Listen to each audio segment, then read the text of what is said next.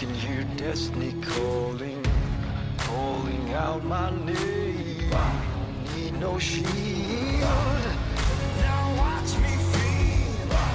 Failure is not Just 2 minutes. 2 minutes to help your body move. There you go. There you go. I choose to thrive. I will live with force, never on my knees. I am not the same. I'm different. I am not the same. Yeah, I am not the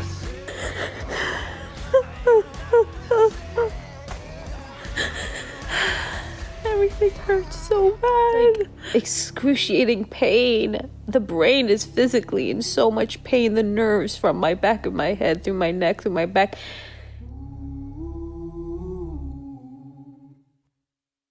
Welcome to the Face of Malpractice. I am your host, Melissa. For those of you tuning in for the first time, this channel is dedicated to featuring interviews with fellow psych drug harmed warriors. It is not just my story to tell. This platform is meant to create space for others to share their truths. Today, we are interviewing Katie Peeler, a benzo-harmed warrior, a devoted mom, and a voice of truth. Her story begins in Florida, where she worked as a paramedic. She already knew about benzodiazepines in the emergency setting, but when her primary care doctor assured her that these drugs had been around since 1960s and were safe for long-term use, she trusted their guidance, and that trust led to a journey of harm, survival, and ultimately courage to speak out. Thank you, Katie, for joining us today. Thank you so much for having me. Your story and you speaking out has been so wonderful and refreshing, because when I first started going through this, the worst of it, like in 2019, like there still was little talk, little traction about it. You know, people were looking like, trust your doctor. Like, what are you talking about? Take the medicine, stay on the medicine, you know, and that's just, we need you. Well, look where trusting led us, right? Like, and I think the more of us, you just keep seeing more of us speaking out. So I love, like, it's like people could just see a few people's stories, great, but showing more stories, like doing interviews like this, like it just draws a realer and bigger picture at scale. So thank you for being here today and doing this interview. So let's get started. So why don't you, I think a really good place to start is, why don't you tell us, where were you in your life? Like what was going on in your life before being prescribed, and essentially how you were prescribed? Well, so this all my major trauma started from childhood, narcissistic abuse in the family. I had been sexually assaulted at 12 years old. And all of that just spiraled my mental health out. I had anxiety, panic attacks, PTSD. So in my early teenage years, I kind of leaned on drugs. I went to the ecstasy and the weed and the drinking and stuff like that. And then around the time I was 22, I found out I was pregnant with my daughter, and I gave it all up. I was like, okay, I'm cleaning my life up. I'm going to get right for my baby. I'm going to be a good mom. So I have her, and, you know, I'm looking for the right way to deal with all this PTSD and trauma while I'm in an abusive marriage at the time. So I did what everybody does, go to their doctor. What can I do legally to help deal with this? And of course, benzos were offered to me. First, it was Ativan, 1 milligrams of Ativan. And they were just like, you know, take it for panic attacks. You can take it every day if you need to, but, you know, take it as needed. That's what she wrote it as. So I took it as needed, and I took it. And then I ended up pregnant with my son, Lucas. So the OBGYNs were like, just stop taking it. I was like, okay. So I cold turkeyed it. And again, I was taking it intermittently, but I was taking it like at least 2 or 3 times a week. So that was pretty regularly, you know. And so I cold turkeyed it, had no idea like why I was crazy. Everybody was saying, oh, it's just, you know, being pregnant, it's pregnancy hormones and all that. And I was like, okay, so that's what I believed. And then after I had him, we had a traumatic birth. He was not alive when he was born. He had to be resuscitated. He got stuck, and he was too far down to do a C-section. So I don't even know how they got him out. Like, I was in and out of consciousness, just very more trauma. So after I had him, he had to be put in the NICU and the PICU for a while because he was really, really sick. And of course, I went back to my doctor and they put me back on the Ativan. And I took it again and then slowly had to start taking it more than I should, more than the as needed, because my trauma was just getting too much. I was having nightmares, panic attacks. I had a real hard time functioning just all around. I was going through a really messy divorce. And, so I stayed on the medicine. And then I want to say in 2010, I cold turkeyed again because I got pregnant with my baby son. And again, the doctors were like, well, just stop taking it. And I'm like, okay, so stop taking it. And I realized then that it had to be the medicine. Like I was like having panic attacks that were just out of this world, like fear. That's all I felt was fear. And I had this horrible insomnia. I couldn't sleep. I couldn't think. Everything was just always scary and I was always panicking. So I had him and then I breastfed for a year. And then I was like really depressed. I had like postpartum depression, had all these issues, went back to the doctor. I need help, and they were like, well, let's put you on Zoloft. Well, that made me suicidal. So nope. Then they put me on Wellbutrin. That also made me suicidal. I said, no, can't do that. Then they tried Effexor and it also made me suicidal. I tried to drown myself in the bathtub. And I said, okay, well, these aren't working. I was on Ativan before. Maybe we should just go back to that. Well, I did, and it didn't work. So I was like, well, this medicine's not working either. So she was like, well, hold on. We have more. We have Xanax XR. Let's try that one. So I tried that one and it just made me angry. Like I had this uncontrollable rage and I'm not a angry person. Like I'm like usually a happy, positive person, even with my anxiety and panic. Like I just try to like be happy and smile and make other people happy. So when I had this like uncontrollable rage and just like anger, I said, this is not me. Like, what is happening here? So I told her about it and she was like, okay, let's put you on Klonopin. So she put me on 6 milligrams of Klonopin, 2 milligrams 3 times a day. So I was asleep, as you can guess. Like I was sleeping all the time. I was sleeping so much that I was like missing picking my kids up from school, falling asleep in the car line. And I told her, I was like, I can't do this. Like, I'm sleeping all the time. I can't think clearly. What can we do? And she said, okay, well, it helps you sleep. So we're going to keep you on 2 milligrams of the Klonopin, but I'm going to change you to Valium. And she changed me to 30 milligrams of Valium, 10 milligrams 3 times a day, plus 2 milligrams of Klonopin. And I stayed on that for 10 years straight. So in that meantime, that was about 2013, 2014. By 2015, I was intolerance withdrawal, had no idea. I was having like this upper right abdominal pain that was super bad. I started having like histamine issues, but I didn't know what they were at the time. I had no idea. Okay. Oh my gosh, my gallbladder is going bad. So I basically like go to the doctor and do all these tests, the HIDA scan and everything comes back normal. But they were like, well, it's just, there's got to be something wrong with it. So we'll take it out. Organ number 1 lost. Yeah. So about a year later, things got even more messed up. Like, I started having like really bad pain in my uterus and I was like bleeding really heavy and experiencing all kinds of bad issues. And that landed me with organ number 2 removed. And I'm telling you, the only medicines I was on at this time were the benzos and Protonics, which is a PPI med, but they had just put me on the Protonics after they took my gallbladder. So I hadn't been on the Protonics but a year and they took my uterus. So 2017, I'm just still sick. 2018, I'm still sick. And we go through all this trauma with my ex and having him sign his rights over and my husband's ex, they had issues. So it was just more trauma, So I talked to my doctor and I'm like, this medicine's not really helping. And she's like, well, this is as high as I'm going to go on milligrams. Thank God. That was I'm glad she didn't go anymore. Yeah, that's right. But I was like, what am I going to do? Like, I really need help. I don't feel good all the time. My mental health is like going downhill and it's so much more worse than it ever was. Like this stuff isn't helping. And she's like, well, you know what you could do? You could start drinking a glass of wine every night before bed. So I said, okay, is that safe? She was like, sure, just, a glass of Merlot before bed, you'll be fine. So that was a bad habit I picked up in 2018 to deal with it. And it worked.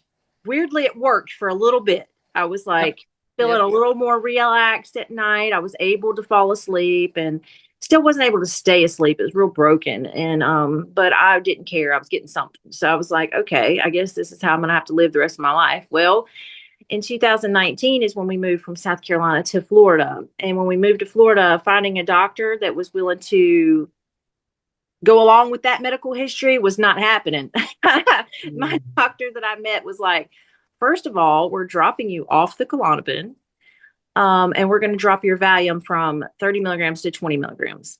And she did that on day one. So in 2019, I went into full-blown withdrawal. Had no idea. Like, oh my God, I was so sick. And I kept telling her, I had to see her every month to get this prescription. And I kept telling, it's like $75 a month just to die some more. But she said, well, let's just try you on gabapentin. So she threw me on 300 milligrams of gabapentin 3 times a day. That made me stop breathing. I gained so much weight. I had extreme joint pain. Everything felt like it was on fire. And after 10 weeks, I cold turkeyed it myself. I said, I can't take this. Whatever this demon is, I don't need this. And she said, okay, well, you're going to have to come off the Valium if it's that big of a deal. So, and I was like, it is that big of a deal because I'm sick. Like, I'm not getting any better. I'm not finding any relief. Like, it doesn't help. Like, none of this is working. So she got kind of angry. And then I came back to the next visit and I was like, so this was like 2021. I was like, so I learned that the FDA just has black boxed benzos for not for long-term use. And she was like, let me look. She looked it up and she said, oh, well, what do you want me to do? And I said, I want to come off this medicine safely. And she said, okay. So she jerked me off 5 milligrams at a time, all the way down to 0. And by October of 2021, I had akathisia, POTS, tardive. Like I'm surprised I have teeth because my mouth would just like twist and slam uncontrollably. I couldn't control it. My hands, my legs was just flailing about. I just couldn't sleep at all. I went 8 days straight with like no sleep. Yep. Ended up at the hospital and they were like, well, let's give you Benadryl. I know for the tardive, they give Benadryl in the hospital. I know. They gave me Benadryl and it made me worse. Like I might have got like 2 hours of drowsiness, but I never fell asleep and it made me so much worse. And I was like, oh my God, what is happening? Like, this is insane. And nobody is helping. Like, nobody knows anything except for these benzo groups. And the more I was talking to the doctors about these benzo groups, the more they were being really mean and hateful, Like, you don't know what you're talking about. They don't know what you're talking about. Why would you listen on the internet, And I was like, because I found out about the FDA black box from them. Like, my doctor has been giving me this medicine for a decade and none of them have ever, was look at me like the ER people would be like, ooh, why are you on so much Valium, but that's it. That's all they would say, like nothing else. And I was just like, oh, wow. So in October of 2021, I had ended up with serotonin syndrome. I was in the hospital. They gave me a whole bunch of medicines and almost killed me. I remember just seeing nothing but golden light. I think I did die. I don't know for sure. And I feel like I died. I saw like this golden light. And then I saw what they called a life review. And I saw like everything negative. Like it was so horribly traumatizing. And it was like everything I guess I did negatively in my life or whatever just rolled and that's all I saw. And then like a part of me was like, holy shit, like, do I deserve what I'm going through? Like, what is happening? Like I'm not that bad of a person, am I? Like, it was terrible. And when the only way they could stop the serotonin syndrome, they told me, was to reinstate me. So I had been fully off rapid taper off the Valium for 2 weeks at that time. And they reinstated me back to the 20 milligrams.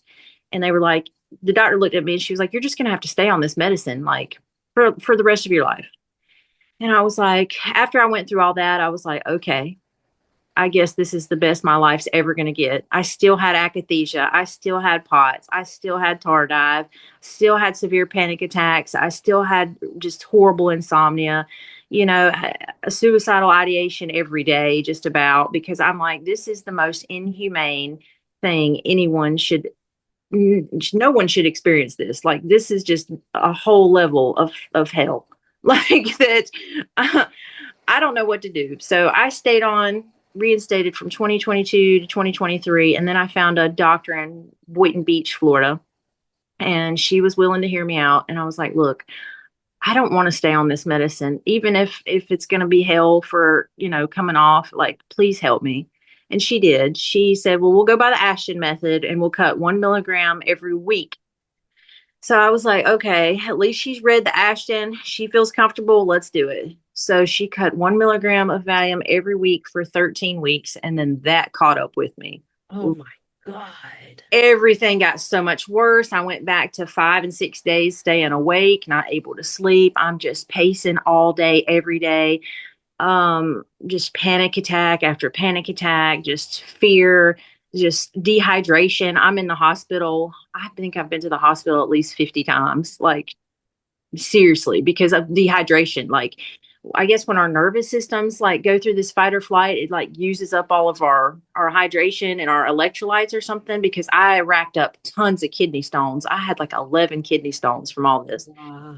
And but it was the only way that I could, nobody would help me. So like I had to keep going back and getting fluids, but I always denied medicine after that. Like after the serotonin syndrome thing happened to me, I was like, absolutely not. Do not give me anything. I'm allergic to everything. And Yeah, I exactly.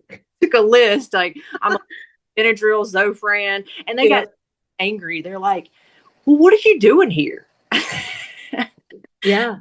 Like, I just need hydration. Like, I was a paramedic. If y'all could just give me some needles and some bags of fluid, you'll never see me again. I would help.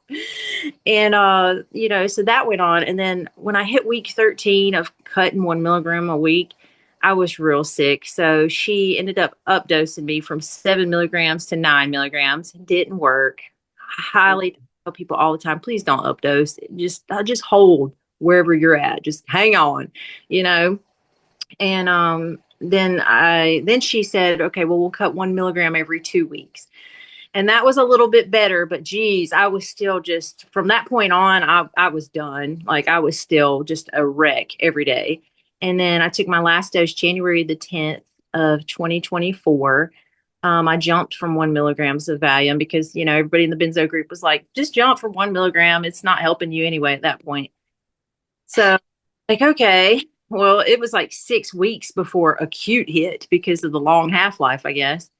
Boy, the pain, like a lot of stuff that you have, I'm like, girl, same, like the pain and the burning skin and like not being able to do anything, like the fatigue is just something I've never experienced in my life. Yes. And like, you know, like all the 200 other symptoms, I had everything but seizures. Yep. Seizures. And I think I was real close to having seizures during the serotonin episode because my vision went black and I kept in and out. And I was like, I don't even know what's happening. Like my breathing would be really rapid, then really shallow. My pulse would be really high, then really low. I mean, it was just insane. But I'm 19 months off. I'm on no medication. I take very few supplements. Like I take sea moss, ginger, turmeric, vitamin C, because that's a good one for cortisol. And that's about it with that. I'm too scared to touch anything still. I still have waves. I had one last week when we were supposed to meet. I had back-to-back insomnia nights. And when I'm okay, really, unless I have insomnia, because then the insomnia causes like digestive issues. The flight kicks on, so I'm panicking. I'm having a little bit of akathisia still. It's not full blown. The POTS went away, and the full blown akathisia went away, and the tardive went away. Thank goodness. What a ride! What a ride! I just lost 2 organs and a decade of my life. Katie, this is just your story is devastating. And I am so sorry. Like the part of me is crying inside. My heart is ripping and I'm crying inside because the amount of harm, you were someone that endured trauma, that Yeah. needed help, that needed to feel safe, because That- of the lack of safety that manifests all of these symptoms within us, right? And then you just needed guidance, help, and to feel safe, essentially, you know. And instead, you led to a doctor clearly very uneducated, and that, unfortunately, that came with the time. The sad part is that how many years later, and we're still experiencing this level of uneducation, which is mind-blowing. But to hear it, like, from what I could hear, it sounds like, and you tell me if you agree, it sounds like the kindling effect really you just kept being injured every time. Yes. And I think after every cold turkey, you just really burnt my nervous system. Of And course. why I feel like I am like an extreme case, and I kind of like feel like that if people hear what I've went through, and that I'm not great, like I'm not healed, Yeah. but I'm feeling so much better than I ever did in the last 10 years. But the killing is real. Like every cold turkey just leaves an imprint. And I think that people that take that medicine intermittently and think that they're okay, because I see a lot on your post of people, I just take it every once in a while. That's gonna get you. Yeah. It got me a whole bunch of times. And I just didn't realize what was going on because, my judgment was cloudy. I had way too much trauma, way too much stress in my life going on. I'm trying to be a mother. I'm trying to take care of my 3 beautiful kids. I'm trying to be a wife. I'm trying to be a good person. And I'm just so overwhelmed. I remember just being in my home most of the time, in my room, just isolating, unable to handle any stress because like I was just done. Yeah. Your nervous system can't handle what you can't handle stress. Your nervous system is damaged. I mean, the part that handles the emotional management is not functioning at that point. Mm-mm. And I know that, like, we have the term bind and protracted withdrawal syndrome, which is like defined by like after 2 weeks after cessation being completely off the drug. We can absolutely be injured and still be on the drug. Oh, Like, that is a form of protraction, which on paper we don't refer to it as that, but the nervous system can absolutely be injured. I mean, as you're describing, you were injured this entire time on the drug. right. And when I got told I was going to be on it for life, and I held for those 2 years, like I knew every day I was not getting any better. There was never any stabilizing. I never stabilized.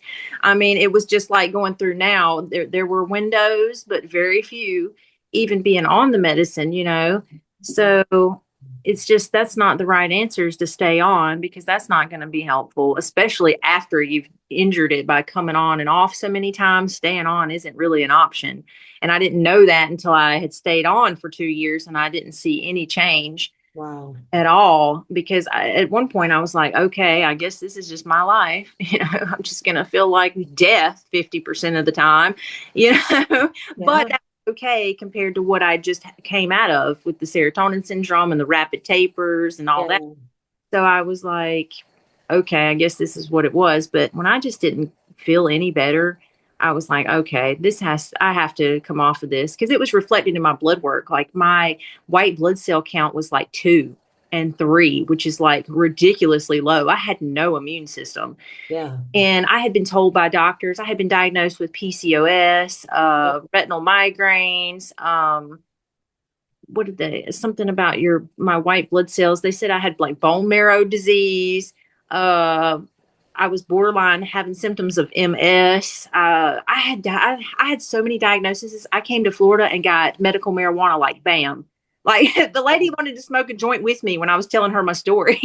She's telling me story. But sadly, that doesn't help either because the medical marijuana actually triggers the HPA axis. And we already have that dysregulated. So there's some people that say it works for them, but I usually tell people just wait, don't add more gas to the fire. And that's one thing that can definitely do it. And I've experimented with all kinds of weed because I was hoping that something was going to help me sleep but my anxiety and panic are like non-existent now unless I don't sleep. And then that sets off my HPA axis. And then I'm like fear and panic and anxious. And so I'm trying to retrain my limbic system, but that's It's really hard when everything's dysregulated. Like with your blood work, when you went and did that neurotransmitter test, I was like, yes, that's my girl. Like Yeah. she just proved it. She You proved all just of you proved- suckers wrong. That's Like right. that's a brain injury on paper. Like On I've gotten paper. so many arguments with these other benzo coaches where they're like, it's not an actual brain injury. It's a limbic system injury. I said it is a limbic system injury. But my girl has neurotransmitter blood That's work right. done, and it proves that it is a physical injury. I'm someone that my journey started with a structural brain injury. Okay. Mhm. Let me tell you. And I thought that was the worst thing that I had ever experienced. That was like going to the Mr. Softy ice cream truck and getting a chocolate cone. Like, Right. I'm not kidding. That brain injury, I mean, I have all of those symptoms and a billion times worse and hundreds more symptoms that are neurological. And I mean, I would take that any day of the year. And the neuroreceptor test, which is really interesting. Yes, I mean, that proves it. My doctor, I have two doctors, one that ultimately believed me, one that didn't. And I end up showing her the results. She still today will deny, she still does not like nothing, will never say the words benzo withdrawal, bind, protracted withdrawal syndrome, despite it being listed on the drug insert. I cannot tell you what her face looked like when she saw that results, because she knew right there in that moment, I just proven the harm that you just caused. You Like did. you, right?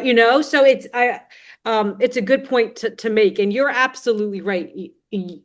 I mean, you've been damaged in every shade, every color going through this journey.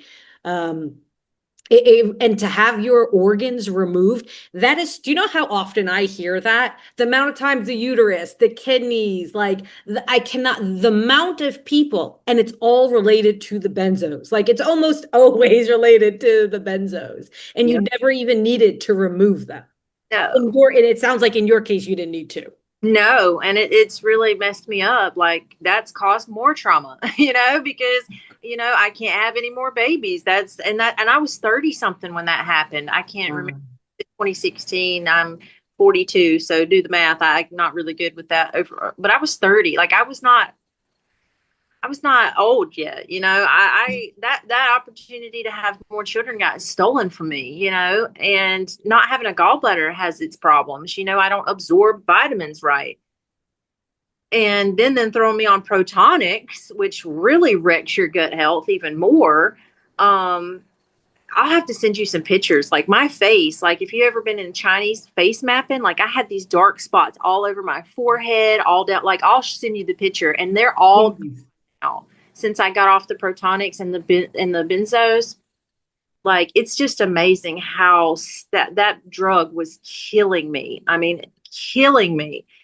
And if I would have stayed in the environment that I was in South Carolina around all the trauma and all that, I would have died because I would have stayed in my room. I would have kept medicating. I would have probably upgraded from a glass of wine to a bottle of wine,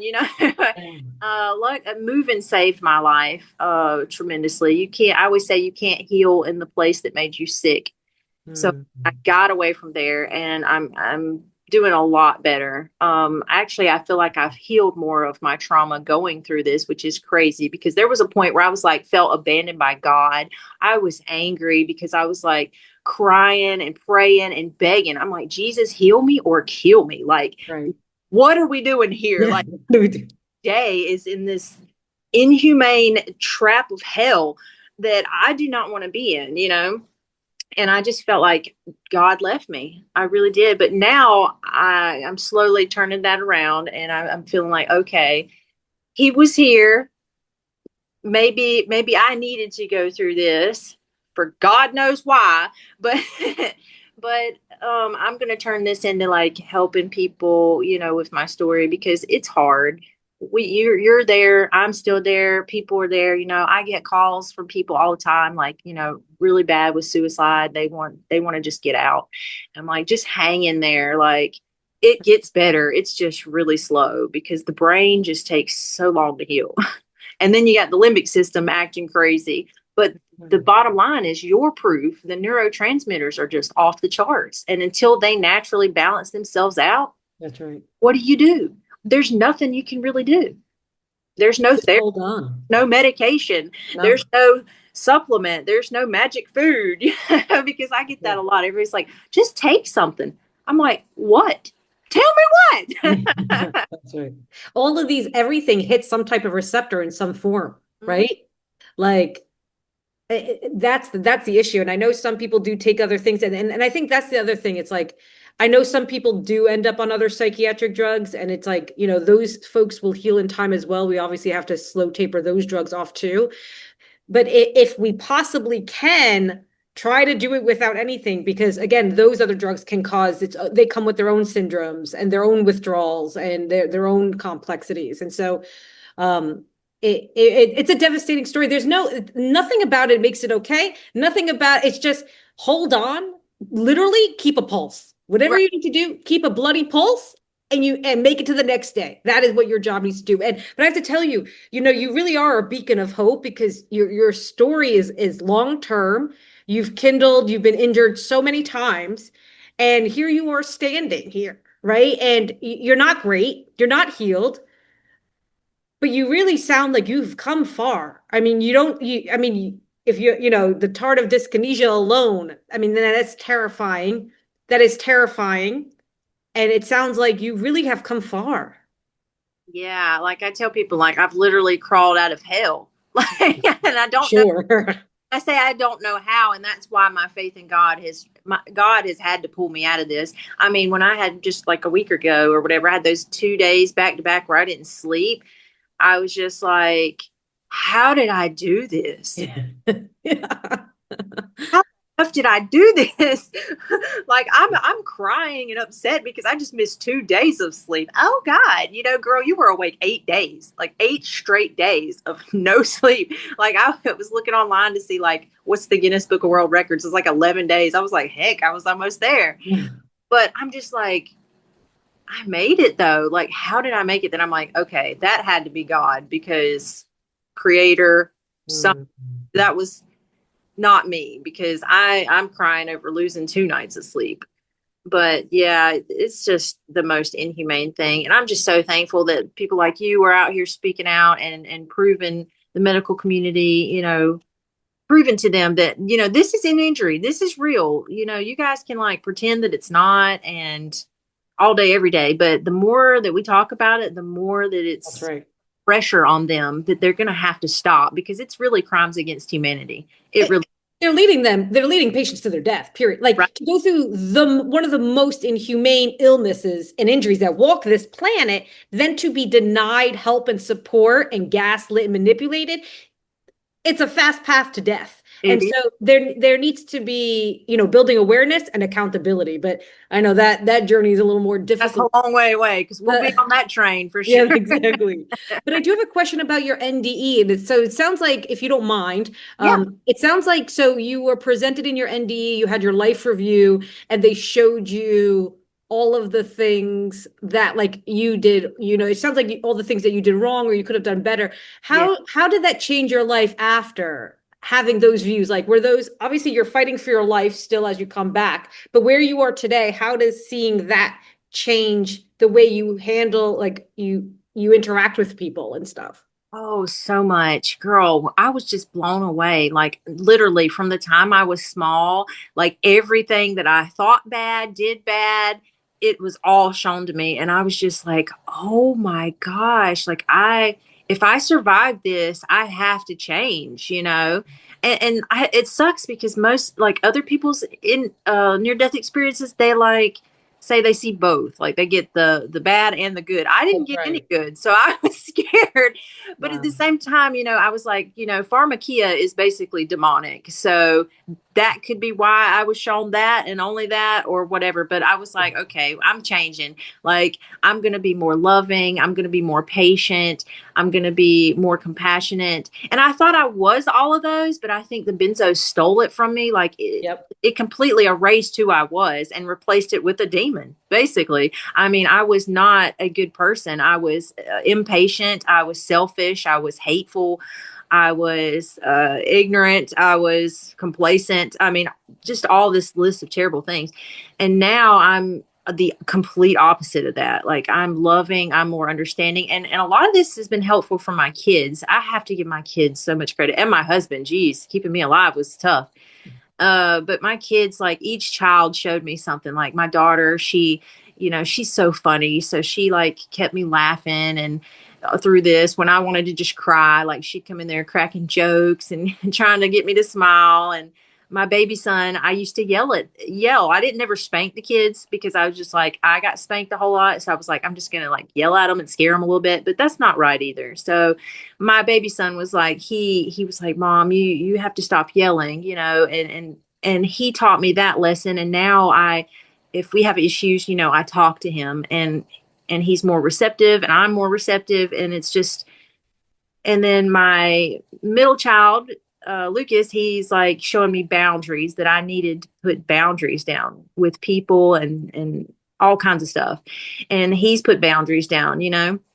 And so they've helped me kind of mold into this version. And I'm so excited because, like I said, I'm more loving, I'm more patient, I'm more compassionate, I'm selfless. It's not about me and what I need anymore. Like, I put everybody first. I mean, I put myself first a little bit because I have to now, to like, I take care of my nervous system. I go for walks every day. Like, I have my routine that keeps me from spiraling out. But that's about all I do for myself. I make a habit of, helping other people, the homeless people in our community. I just want to be out there for humanity now, and really help people, because this life is hard, but it doesn't have to be that hard when you have love and you have, all these positive feelings and people around you. It can really just make a huge difference in humanity. And we all need love right now. And we all need understanding and patience and everything, because it's just been really dark times in the world. And then you have people that are going through this on top of everything. It's just been crazy. Like, sometimes I ask, I'm like, are we in hell? Like, Hell on earth. But it sounds like your children, the homeless people, like being of service to them is also an indirectly way of how keeping you alive. Yes. And Yeah. that's really the journey, right? Often that we walk, which is quite interesting to see that in yours. And I think it's really interesting that you mentioned how in your NDE, you only saw the negative. And so during my journey, I had found also refuge in the NDE community. And the interesting thing that I noticed was all the people that were not on any type of drug or anything and had died, car crash, died and went up and had their review, whatever, it was the positive and the negative. The people that had altered consciousness by any type of substance had, like, those people were the ones that were likely to have just a negative experience or just receive the negative feedback. And you literally, your story matches aligned with that. And it also confirms of like how, and what I loved about this is that like, I always thought like the soul can't be altered, the spirit can't be altered. And when I went into benzo injury and withdrawal and protracted withdrawal, like, I'm like, this is not only down to the core of your brainstem, this is down to your spirit. Oh yeah. And like all the way down to you. And this confirms like every part of our consciousness and spirit is affected by these drugs. And it's proven in the instances where you have your NDE, your spirit leaves the vessel and you're still altered in that process, right? And I know there's obviously, as you transition on like past the life review, then think, as if you were to not return back, that would be a bit of a different journey afterwards. But anyway, we won't get into that part. But it's quite fascinating, your story. I guess my question is, at this point, you worked in the medical field, right? Yes. So how did that feel? Like, you were trained, you were in the medical field. How did you feel working in that and this happening to you? Well, I was heartbroken because, I mean, I got to a point where I guess the benzo tolerance withdrawal, just, I couldn't work anymore. So I felt so sick and so bad all the time that I couldn't think clearly. And that's not safe to be a paramedic and not be able to think clearly. Yeah. So I had to make a choice, to step away. But when I first started, I loved what I did. I loved helping people. I've had all kinds of calls, crazy calls. And I knew about benzos because I'd given benzos before. Like we'd give Valium for seizures. We'd give, Ativan for, we'd have a call with a SIDS baby and the mom is just hysterical, we give her some Ativan, and then Versed was one that we would do with rapid sequence intubation. If we had to knock our patient unconscious and throw a tube in them, you don't want to be awake for that. So, I felt like there was a place, and I think there is a place for benzos in emergencies, but that's it. Like, I totally disagree with them being prescribed for any length of time. Like, I think they should not be prescribed, period. In emergency, acute settings, yes, but other than that, they should be banned. But yeah, it really broke my heart, and I kind of wanted to go back, but I just disagree so much with the medical community now. Really, 2020 opened my eyes, just seeing what happened with a lot of things. I feel like a lot of these COVID deaths were not natural. I feel like a lot of the medications may have help these people pass away. And I just can't stand behind something like that. So I'm going to try to save my money, and I'm going to try to go into holistic medicine.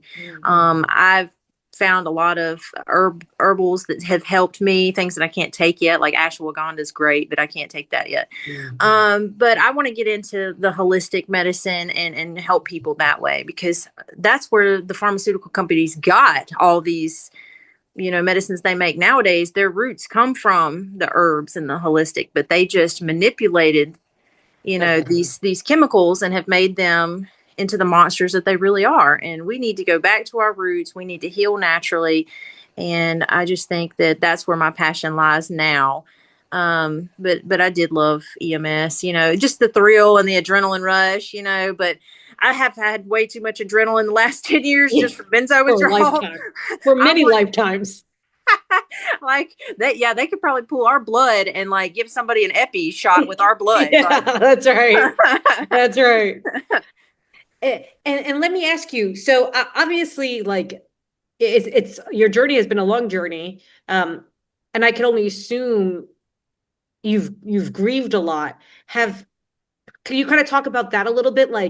Have you fully grieved yourself through this process, or where are you with the grieving?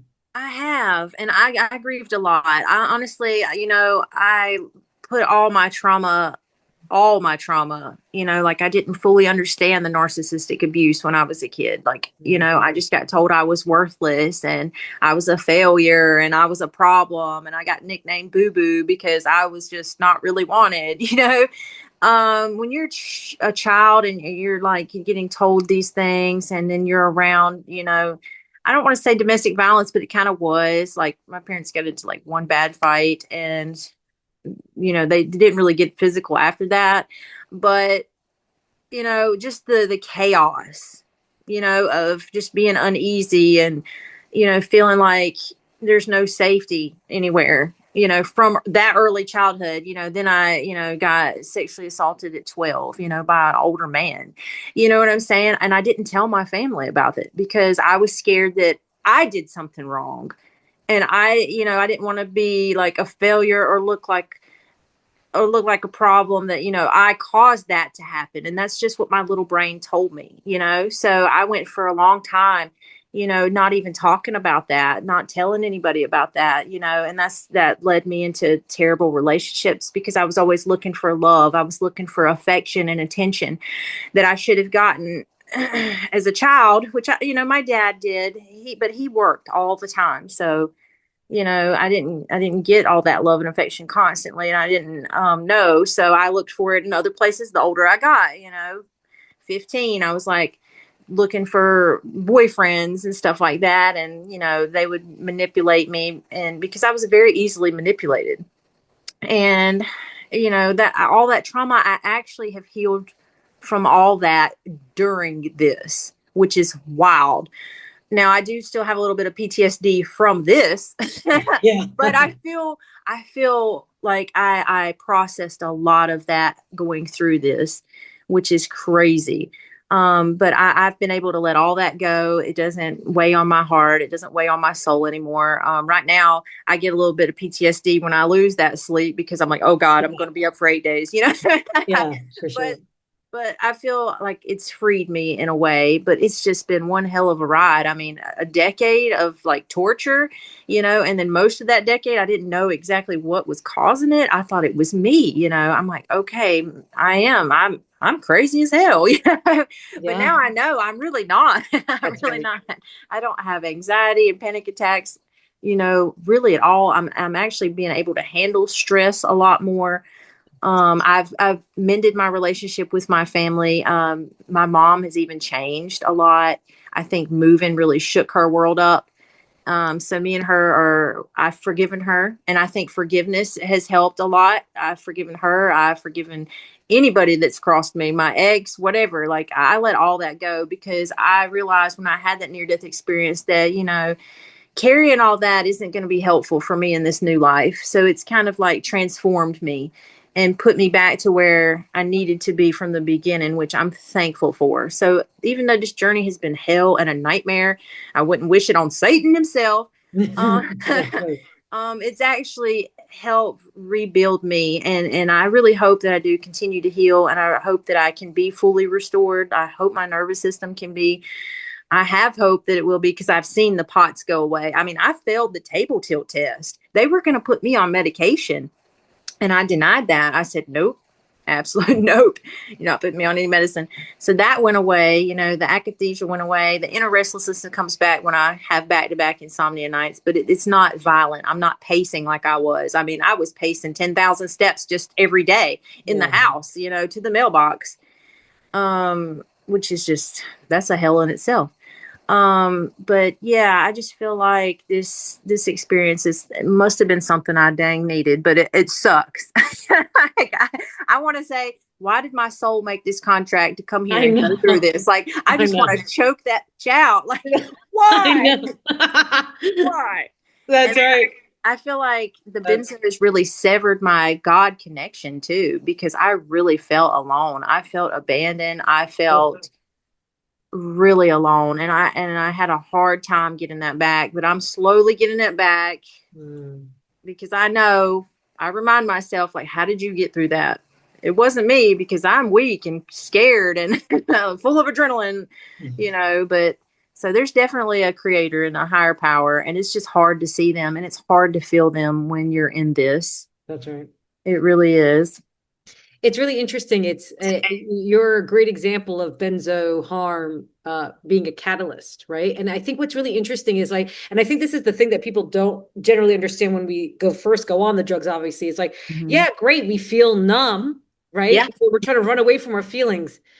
And okay, you're taking this drug, and then when you come off this drug, like not only does everything come flying up, but Yes. obviously tenfold. So now you're forced facing all of your fucking demons. Yes. Every demon is lined up, his cousin, his uncle, his brother, like you got them all lined up. And now it's like you either face them, like there's it, or when you walk off, right? Like we have nowhere to go. We are facing our demons.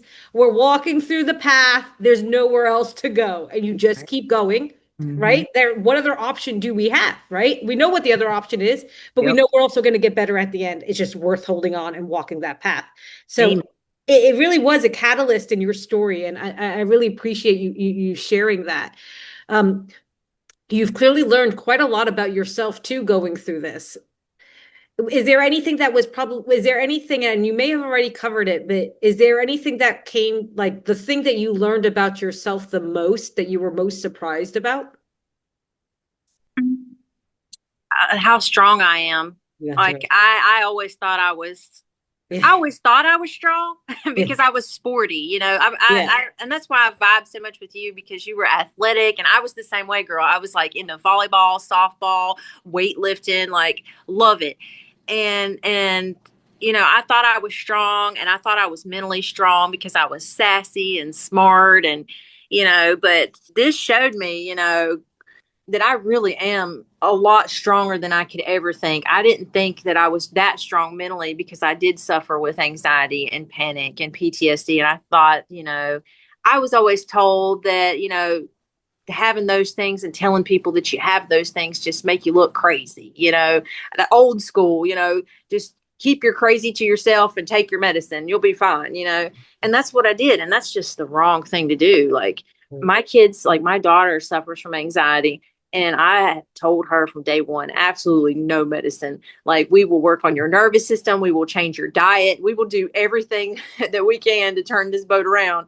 We're not throwing you on medicine. And I'm just a big advocate for like really trying to work through your stuff. But it made me a lot stronger. Like I feel like my husband used to make fun of me. He'd be like, oh, I'm the strongest one in the family. But I told him, I was like, you wouldn't last a day. Yeah. This. I don't know him. I can guarantee you, not as strong as you. Absolutely not. You might be 6'3", 260 pounds. You're strong, but you ain't mentally strong. This would break you. Like it cracks me up because like they get headaches or sore throats and they're just like, oh, I'm tired. I'm like, yeah. I was awake for 8 days, y'all. That's right. Do that. I have to believe that like the people that are handed this journey, I mean, these are truly, when I say the strongest souls that walk this planet. And I know people that have gone through horrific trauma, and I know people that are extremely successful, built multi-million-dollar empires, right? I kid you not, the strongest people I've ever met are the people that have walked this path. There's just no comparison. There's just no comparison to the people that have. So there is something very special about, I know it's hard to look at it that way, but we are very special, to say the least. And girl, when we heal, nothing's going to bother us. That's We're right. going to be like monks. Okay. We're just going to be so zen. That's right. So calm. And it's funny because I do that every day. Like I have a routine where I go walk as early as I can. I walk. And then I come in and I do my somatic exercises. I'm in there humming, doing all the deep breathing. And I was like, I'm going to be so chill once I heal. Like, that's right. Freaking, there's a nuclear bomb. Cool. Exactly. When people are like, you're so grounded. I'm like, girl, you don't know what got us to be so grounded. But we definitely did our dues to your point. Yes. I'm curious because you do have children. And I think that is just to go through this journey, like you mama bears that have to take care of kids and fight for your life. And I'm sure in a way that could have been a part why you stayed, right? Because oh yeah, that's really the only reason I stayed is because I couldn't leave them. And I had that conversation. I'm writing a book and it's kind of going slow because benzo brain, but in my book I say, there was some time where I was in the bathtub and my husband, he came in because I'm just crying in the bathtub. I'm just so sad. Like the grief that we go through with this is just something, it's just so unexplainable. It's so terribly, and it's so deep into your soul. I mean, I remember just crying and I could feel it like almost like from like my belly all the way through my body. Like, it's just like this deep soul hurt of a pain or whatever. And I'm in the bathtub and I'm just crying and I'm just like, I can't do this. Like, I really want to die. Like, I want to go on hospice or something. And he said, go tell the children that, and I'll agree to it if you go tell the children that. And that hit me so hard. I was like, oh, I can't tell them that I'm just going to give up and I'm going to die. I mean, it was bad enough. I had hid how sick I was until 2020 when everything shut down, school shut down, and then they were home with me every day. And they saw how sick I was. They saw me pacing. They saw me having panic attacks. I mean, they saw me injure myself, not understanding what I'm even doing, I couldn't function at all. Like, I couldn't cook. I couldn't clean. It was just insane. And anything that I tried to do, I would always hurt myself for some reason. Like, and when he told me that I had to tell the kids that, I said, oh, I can't do that. Like, what? Like, I can't do that. Like they had went through so much trauma with their biological dad signing his rights away. They felt abandoned then, you know.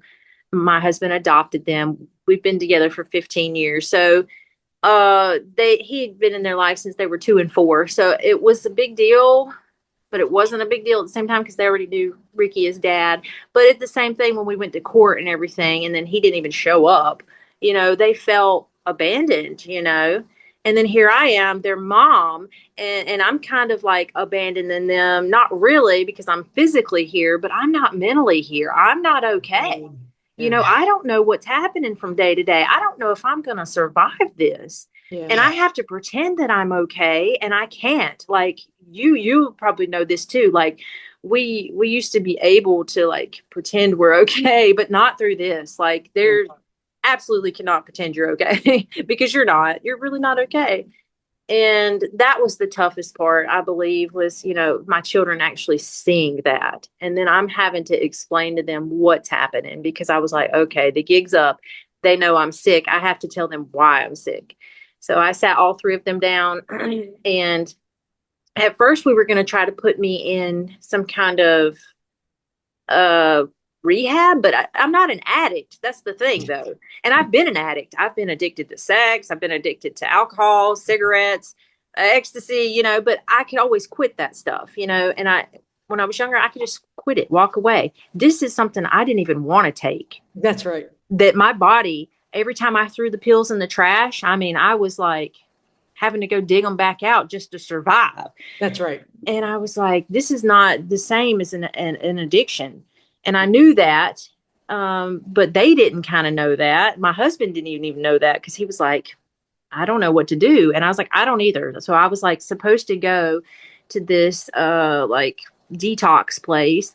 And we got there and I was terrified because I seen them take the people in and like they took their keys, their phone, you know, searched them. And I'm like freaking out because I'm like, this is not the place for me. Like, I don't think I should be here.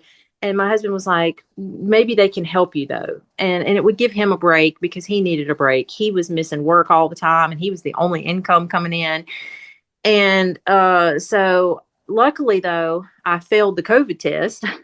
So they were like, well, we can't take her because she failed the COVID test. I didn't even have COVID, but I was thankful. I was like, that's my sign from God that I need to be stronger. I need to get control of myself and stop panicking and spiraling out in front of my kids, in front of my husband. And that's when I got left alone a lot. You know, they went back to school in 2021. So I'm at home most of the day by myself. And that's where I really, you know, would cry, let it all out and just try to get it out before they got home. And just having that time by myself was helpful, I think. But, you know, I just hated them seeing me go through this. And then my daughter's graduating high school in the middle of this, or she's becoming a teenager. So she's starting to date and all this. And like, you know, I'm not being able to be there for her like 100%. Like, I mean, I was there for her and she would come and see me in my bedroom and we would sit and talk and stuff like that. But it just breaks my heart that time got stolen from me. You know, and then my boys, the same. My littlest boy, he would always come and just, you know, lay next to me and bring his little stuffed animals. But my middle son didn't. And he was scared because he was the one that was born not alive. So we already had a trauma bond. Mm-hmm. And it's so weird with me and him because, like, I can feel him, like, all the time. I can feel when he's upset. I can, without even looking at him, like, I have this energetic connection to him that's just really unexplainable. But I knew that this was just tearing him apart. Like, he couldn't even come and look at me. He was so scared. He felt so abandoned. He was so depressed. Like, it was really hard. So me getting better, I've started to see the light come back in all 3 of their eyes. Like, that just gives me more strength, you know, to keep going every day, to not give up, to fight for those little babies, because now they're not babies. I mean, they're 20, 18. My son's birthday was yesterday. That's what all this is. He just turned 18 yesterday. And then, you know, my baby son's 14. So they're all growing up so fast. So now I feel like I need to make up for all that time that's lost. So I'm trying to, you know, spend as much time with them that I can, make these really good memories and stuff like that. Because they really are the reason I'm alive. And them and my husband, like, if he wouldn't have given me all these pep talks, 100%. I probably wouldn't be here. My uncle died from benzos. Well, benzos and fentanyl. His pain doctor gave him benzos and fentanyl, and he ended up taking too much of a pain patch or something. And yeah, they found him. He had a pocket full of Xanaxes and had these pain patches on him. And that happened in 2004.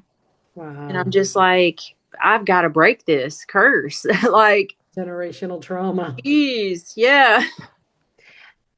This is unbelievable. And I know we're up at time here, but I wanted to ask you one final question before we ask you, where people can find you on social media and from there. But to go through this journey is so horrific for a mother, and for, you have kids, you're trying to stay alive, and you're trying to take care of kids, and it's so heartbreaking what that does to you on a soul level, on a mother level, and then also what the kid go, that, like, how it is quite traumatic for a child to witness that, to see their mother, their bond go through that. So I guess, if you would like to, would you like share a message? Like, what would you want your kids to hear when they watch this interview, maybe one day in time? What would you want to say to them? I would tell Kayla, just keeping me laughing and always trying to find the positive in life. It really helped me. It did. She would, come in there and crack jokes and bring me art and just be funny. And it just really helped me so much. Because I was really scared. She's my first baby. And, she's why I wanted to be a good mother. She's why I gave up that past life of sex, drugs, and rock and roll, and I want to make her proud. And I hope I am making her proud now. I really do. And I want to be the best mom that I can be. I know she's 20 now. She'll be 20 tomorrow. And she's already married. But I'm just so excited, to be with her on this journey. And I just want her to know how much that I love her and I appreciate her love and her patience for me. And same with Jack. He's my baby. Patience is his big thing. He taught me patience, and he's just so loving. And he would come in and just hug me and tell me, I love you 2,000 times more than you could ever say, like he would have these like little competitions with it. He loved me so much more, and that really helped me. It sucks now because he's 14, so he's kind of like transitioning into this. He doesn't need mama as much because he's getting to be a man. And I'm just like, oh, I need that little baby back. Oh, he's so sweet. And he's so smart and he's so funny, and I'm just really thankful for him coming in there. Like, the other two would come in there. Well, Lucas really wouldn't come in there at all because he didn't like seeing me sick. But Jack would come in there. He didn't care. He didn't care if I was sick, throwing up. He was in there holding my hair, rubbing my face, rubbing my back, trying to tell me a story. Like, that little boy he really came in there and helped me. And I just appreciate him. And now Kayla, she was transitioning to work and being, a teen. So I wanted her to live her life. I told her, go have fun, go make memories, go enjoy your time being a teenager. Don't just sit home with me and watch me be sick, go have fun. And I'm glad she did. I'm really glad she did. She's made a whole lot of friends, and she found a community, that helped her get through it. Really, her friends helped pull her from getting sad over me, and then Lucas, my trauma bond baby, I'm just thankful that he understands now, because he didn't. He felt really abandoned. He felt alone, and it was my fault because I didn't want him to see me like that, and he didn't want to see me, so we just kind of avoided each other for a bit. But what he found was a community on Xbox. Actually, he found a group of friends, and they just helped carry him through those times. And I was so thankful. I took him to meet them. They were actually from Tennessee.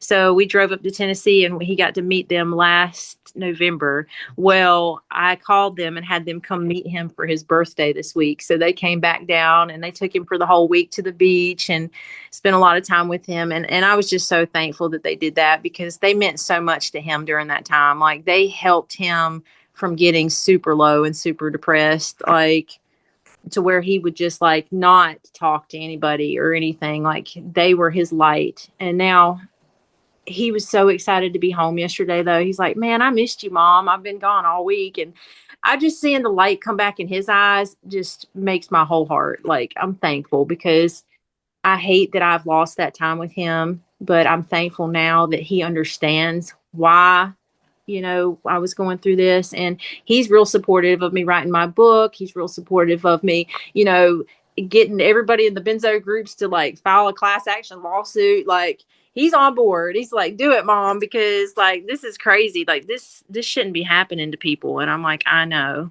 So I'm thankful that all three of them are very understanding, loving, patient, and kind and compassionate human beings. And I'm so proud of them. They are not trouble. They don't get in trouble. They make good grades. They work really hard. They're so responsible and so respectful. And I'm just very thankful for them every single day. Oh, thank you, Katie, so much for sharing that. I'm sure your kids are going to love watching that. And I think you're going to, your story resonates so much with the mama bears that are going through this. I mean, how many mama bears are going through this? And so I'm just so happy that we have you here today and sharing that, like your journey and your story and how that turned out for your family.